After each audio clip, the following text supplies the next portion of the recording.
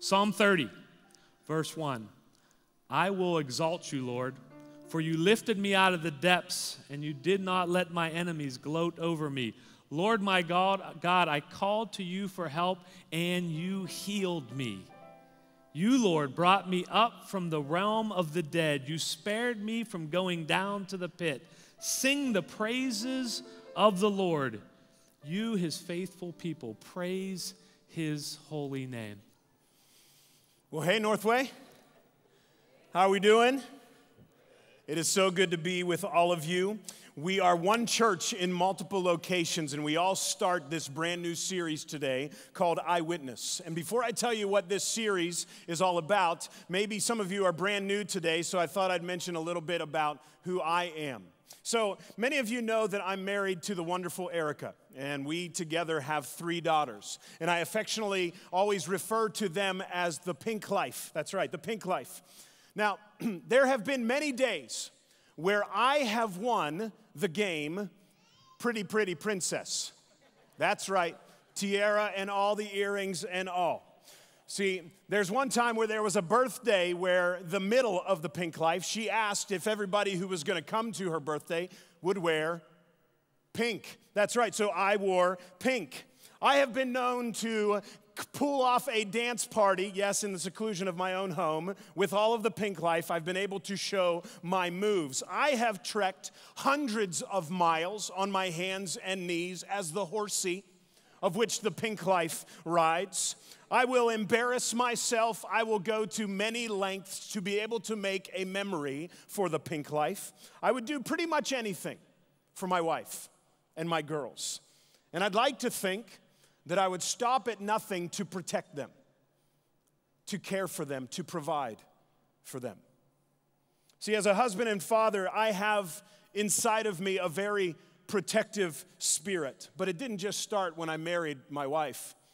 It didn't just start when we had our daughters. I've always kind of had this in me. In fact, I remember one time when I was in high school, we were on the bus, and there was a guy who came up to my sister and said something very inappropriate to her. And boom, I popped him right in the face. Now, I'm not saying that was the right thing to do, but that's what I did. I've got this protective spirit inside of me, and there's something that says inside of me, don't mess with my family, especially the pink ones. See, as we launch into this new series today, we're going to witness a dad who stops at nothing to protect his little girl. We're going to see him risk his job to save her life. We're going to watch him as he forfeits his reputation for a 12-year-old daughter. We're going to see him stop at nothing to get her what she needs. And we're going to get a front row seat today into this true life story that only a few people witnessed. And that's what this series is all about, iWitness. These are 3 accounts that Peter's going to tell us through the gospel writer Mark, where he invites only Peter, James, and John to come with him and be eyewitnesses of these particular situations. So today we're going to join him to see what happens to Jairus' daughter.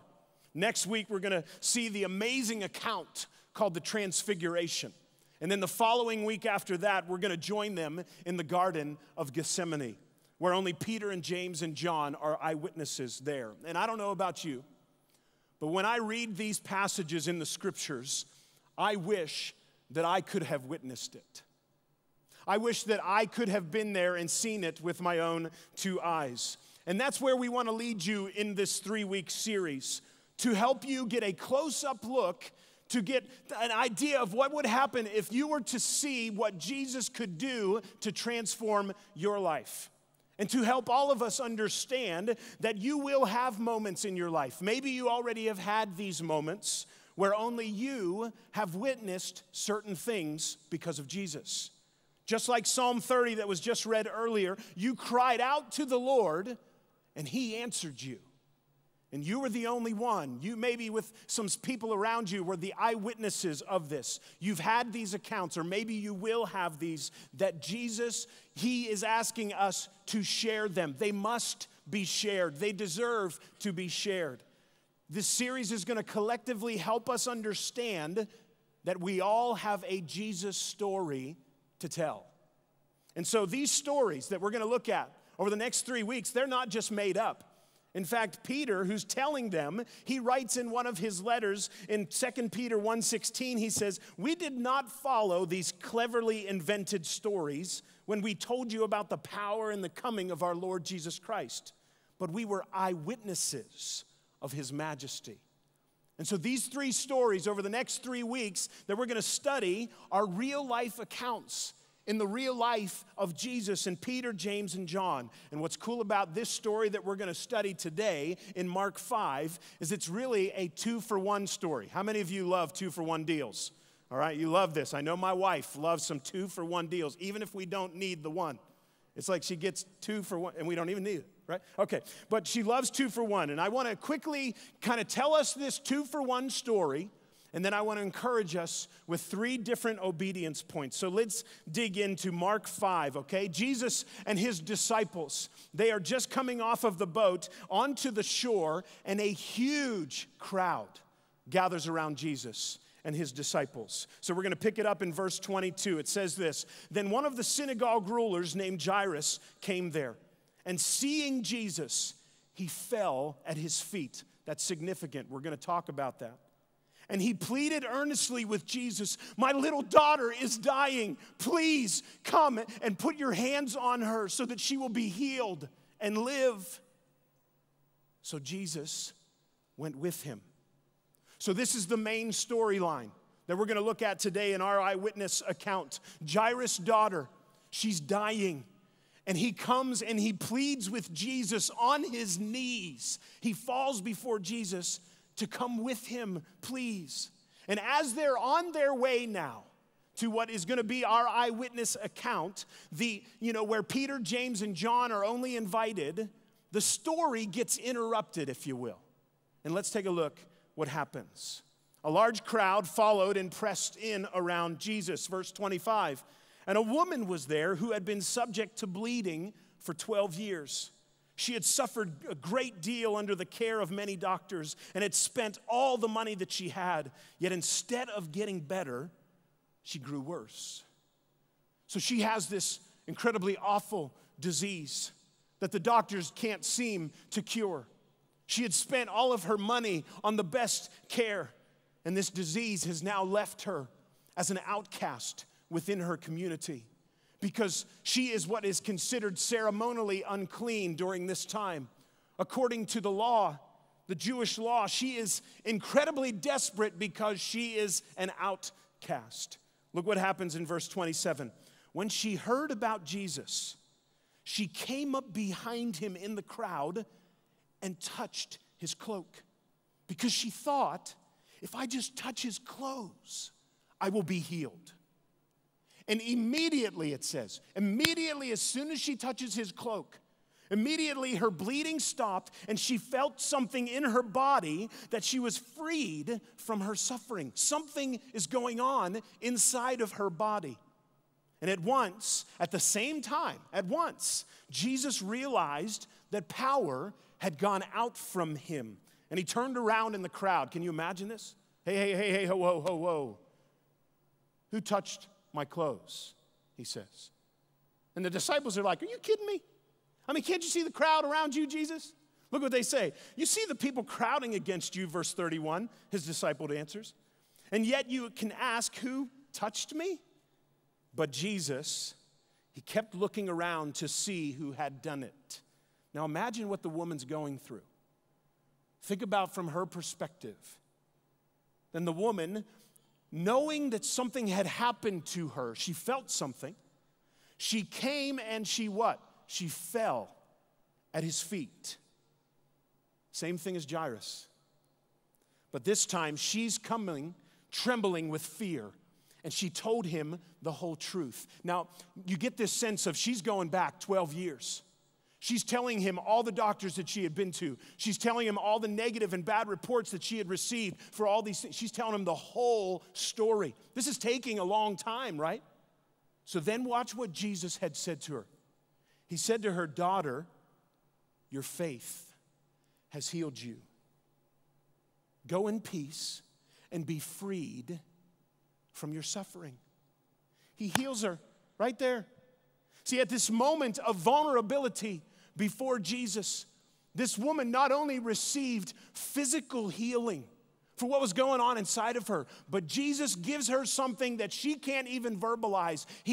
Everybody wants it. She gets peace in her life. She gets peace. But the story now, this amazing day for this woman, right? It could be the best day of her life, right? But then the story, it takes a severe turn. Back to our eyewitness account of Jairus' daughter. Check out what happens. Verse 35, while Jesus was still speaking with the woman, right? Some men came from the house of Jairus, the synagogue ruler. Your daughter is dead, they said. Why bother Jesus anymore? Can you imagine receiving that news? Can you imagine receiving this bad report? Well, maybe there are some of you that are here today that you don't have to imagine, because maybe you've received something very similar. You know, the diagnosis. You got the call, and he broke up with you. You got the email or the pink slip telling you to clear out your desk. You are no longer employed here. You got the divorce papers. You got the phone call from the police or the principal. I remember when my wife got a call that her dad received the diagnosis of leukemia. Maybe you've experienced a moment like this. And I've got to be honest with you, if I were Jairus in this moment, wouldn't you? Wouldn't you look for somebody to blame? This is what we do, right?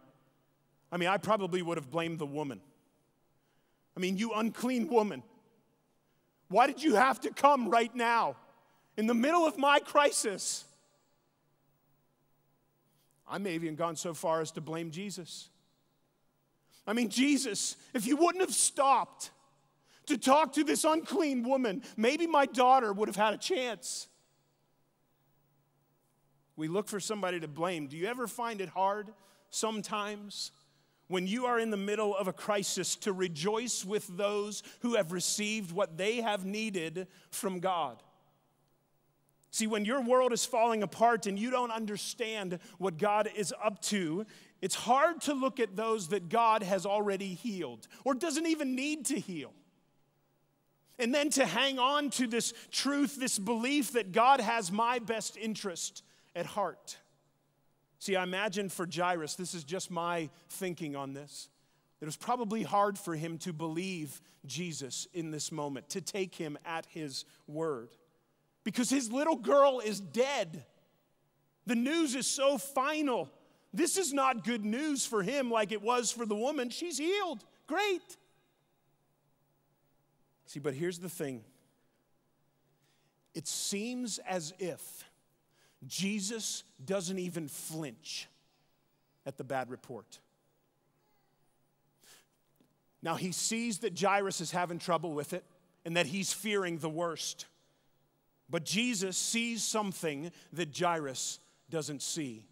And now, I don't want to get ahead of myself here today in the story, but maybe this is describing you today.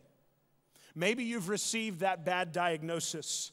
Maybe you're in the middle of a broken marriage. Maybe your mom and dad are splitting up. Maybe you've received this same kind of bad report. I want to encourage you today with the truth that Jesus sees something that you don't see. You hear me on that? He sees something that you don't see. So let's look at what Jesus says, verse 36, ignoring what they said. Ignore it. He ignores it. Jesus told the synagogue ruler, Jairus, don't be afraid, just believe. Now this phrase here, it could have been best translated as this: stop your continued fearing and keep on believing in me, Jairus. I know you're afraid. I know that the report looks awful. I know that how you think it looks, but listen, keep believing in me. Have an unrelenting belief in me. Keep your eyes on me, because I do not, Jesus says, I do not operate off of a bad report. I don't operate on the same wavelength as you. So keep on believing that I have something good in store. You can't see it now, but I can. So keep on believing. Now, verse 37. Let's take a look at this eyewitness account. This is where we get to it. He did not let anyone follow him except Peter, James, and John, the brother of James.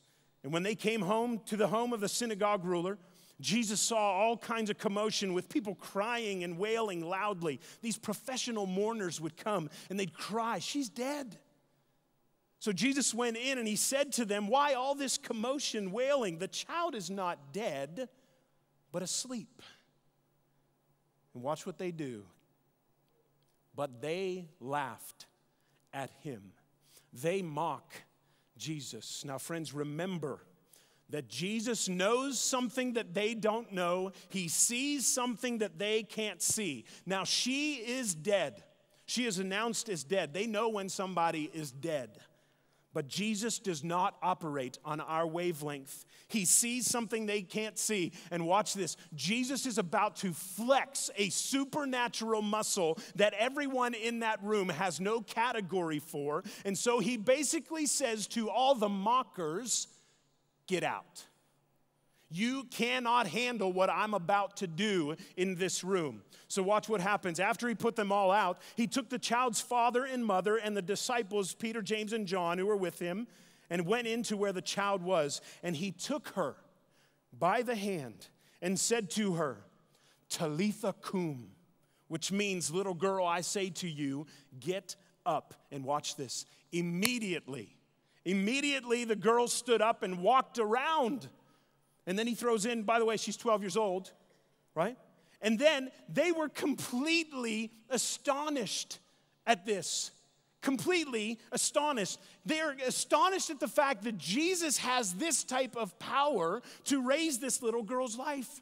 What looked one way in the natural collided with Jesus in the supernatural. Jesus didn't give in one even thought to this bad report, and he walks into this room with a supernatural power to raise this girl's life. This is an amazing 2-for-1 story, isn't it? I mean, it's an amazing account of Jesus healing this woman and restoring this little girl's life. And many have read this passage, and they have concluded that the people in these stories, they must have had this amazing faith to be able to have this type of healing go on in their lives. But I'm going to tell you the truth today. It's this. The only two things that these people have in common in these stories is that they have heard about Jesus. They've only heard about Jesus. And then they are desperate for healing in their lives. And they've run out of options. And so they are exercising at this point a very desperate faith in Jesus.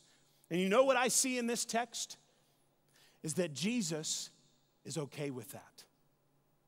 In fact, he beckons them to bring their desperation to him. And he doesn't ridicule them saying, "It's about time you came to me." No.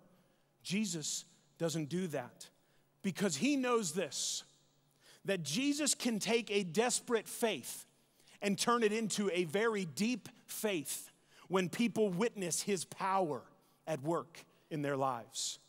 And so, now here's what I want to do. We've read this amazing 2-for-1 story.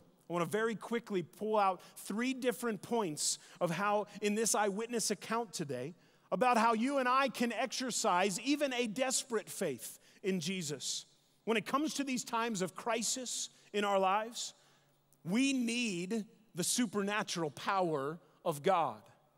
And so when I see this faith in Jesus, it opens up a supernatural power to God.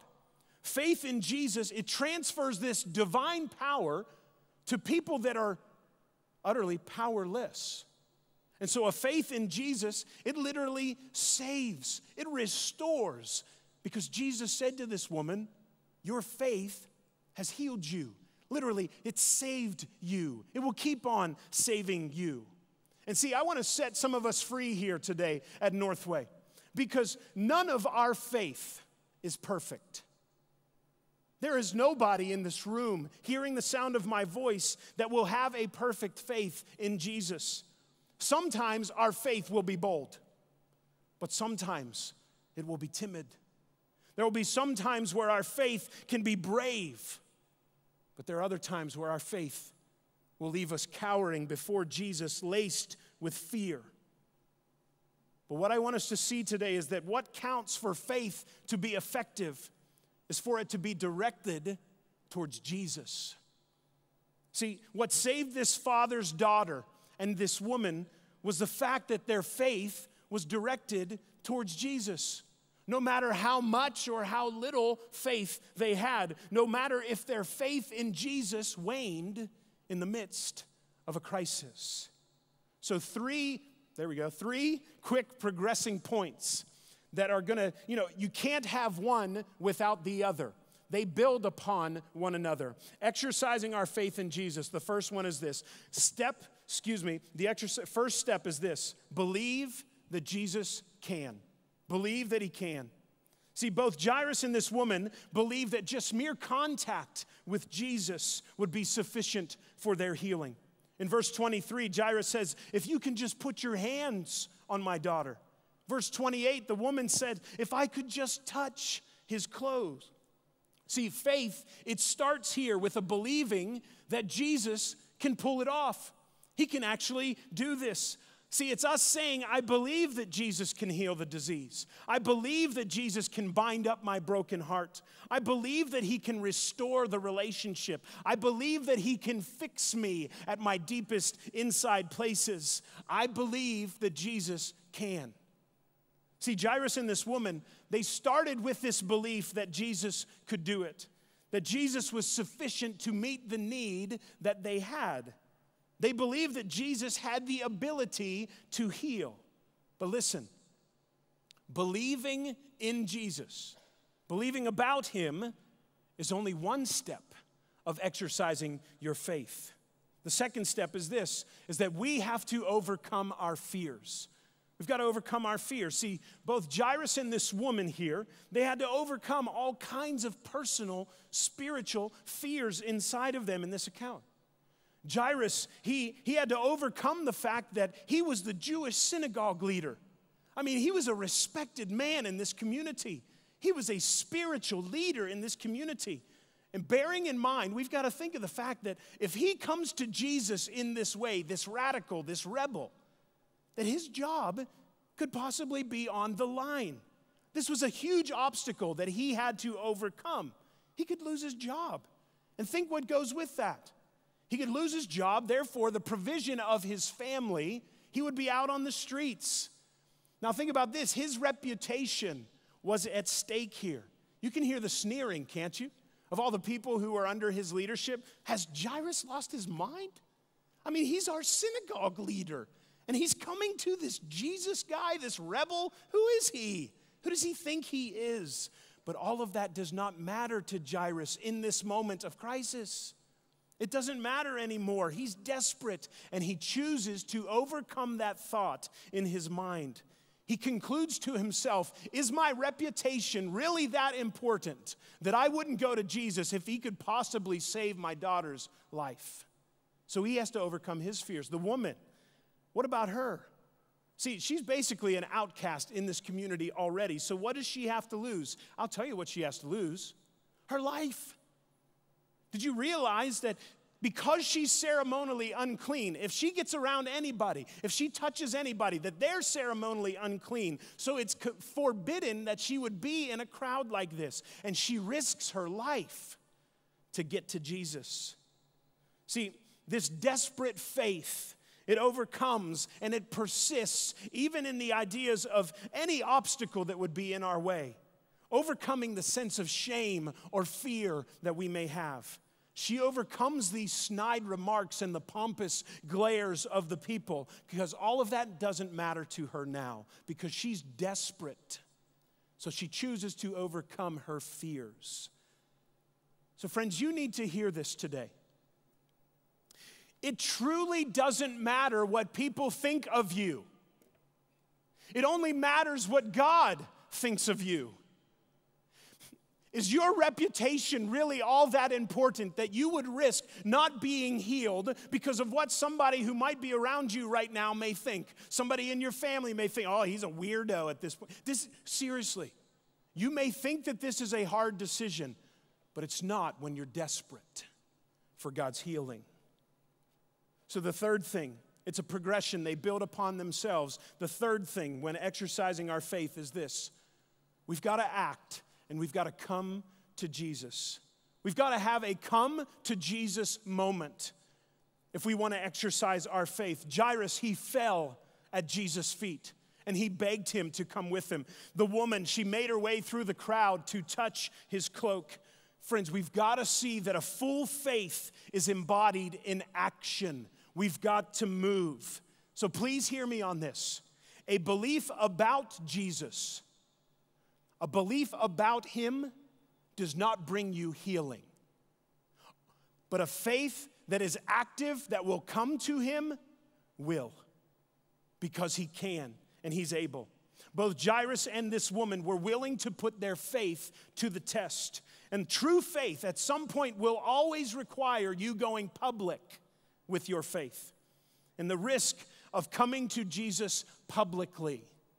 And I love how Pastor Stephen Furtick, he writes in his book, he's a pastor in one of the Carolinas at Elevation Church. He writes in his book, Sun Stand Still. I love this, so listen in. If you're going to have the audacity to ask God for something, you better be ready to act. Audacious prayer must be tethered to practical obedience, or else it's not faith. It's just wishful thinking and positive mental energy. No wonder so many of our prayers aren't answered. We pray for a miracle, but we fail to make a move. And most of the time, if you don't move, God won't move. That's just the way that he designed faith to work. So with that in mind, I want to create now an opportunity for all of us to exercise our faith into action. We're going to create a space right now in this service where you can put your faith into action. So at this time, I'm going to ask at all of our locations that our bands would come out and they would take their place. And in just a moment, I'm going to pray, and then the leader of your campus, your service, will take it from there. Now, we're going to end this service very differently than how we normally end our worship services. And we're going to end with an extended time of worship and healing ministry. And just a few things that I want you to know, and a couple announcements, if you will. Number one, parents.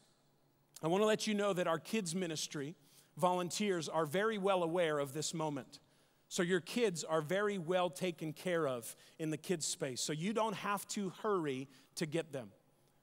But here's the other thing. I also recognize that some of you have places to be. You need to go. And so here's what I'm going to ask you to do. You can go back and get your kids. You can stay in this room. You can choose to leave this room. And here's what I would ask you to do. That you would leave quietly. That you would go even out in the lobby. That you would not talk. That you would just go from this place today. Just exit quietly after the band begins to play. And then third, I want to reiterate the fact that on Monday nights here, this type of healing ministry continues to happen at our Wexford campus at 6 p.m. You are always welcome to participate at our Wexford campus on Monday nights. Okay, with those announcements, let me now transition us into this moment, okay? I know that many of our church, we are in trouble. Many of us are experiencing physical illness. Many of us are experiencing pain. And that pain is not just physical. Sometimes it's the emotional brokenness inside of us. There's a spiritual emptiness in some of us. Marriages have fallen apart. Kids are stuck in the middle of broken relationships. Many of us have strained relationships with our moms or dads, or with our brothers, or with our sisters. Many of us, we struggle with addictions that overpower us. Many of us have been diagnosed with a disease. Many of us have been abused, and many of us have done the abusing. Many in our church struggle with the issue of infertility. There are many of us who struggle with eating disorders. I could go on and on of what it is that we struggle with in this church. Many of us are in trouble. And so I want to end my time with you by saying this verse, this passage from the book of James. It says this, "Is any one of you in trouble?" He writes. "He should pray. Is anyone happy? Then let him sing songs of praise. Is any one of you sick? He should call on the elders of the church to pray over him and anoint him with oil in the name of the Lord. And the prayer that's offered in faith will make the sick person well. The Lord will raise him up. If he has sinned, he will be forgiven. Therefore, church, confess your sins to each other and pray for each other so that you may be healed. The prayer of a righteous man is powerful and effective." So let me pray. Heavenly Father, in this moment, we come before you as your church, your people, and we believe that you can. We believe that you can heal. God, I pray that you would help us to overcome our fears in this moment, that it doesn't matter what the people around us may think. It only matters what you think. And God, in this moment, we exercise our faith, and we're going to have a come to Jesus moment right now. And it's in his name that we have this time. And the church prayed, amen.